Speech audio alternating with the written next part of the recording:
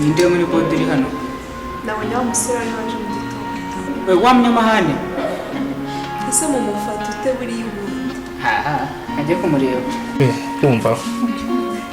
Nyine eka dundi tuzagikora no igite cyipfiro nyine. Ako njyenyega ko atari umuntu wakadutesheje umutwe. Hakaba n'impamvu yo gutesha nta mukene we wundi kuvuga imbere y'umukire.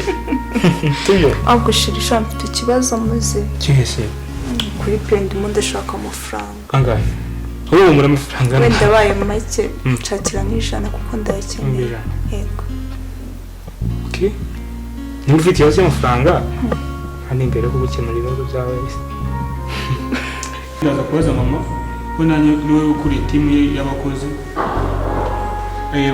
baze kuvugwa cyangwa barebe icyo bahindura muri za requirement bagiye bashiraho ariko n'ubundi ntabwo ari ibintu bigoranye mu nama ya mu gitondo uze kunyibutsa cyangwa ndi buze kubivugaho kandi nshaka uburyo mvugana na wa secretary wa papa nyine babidiringeho bategura inama ya mu gitondo neza.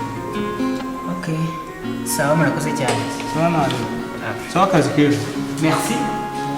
Bagiye kubikubwira sibyo?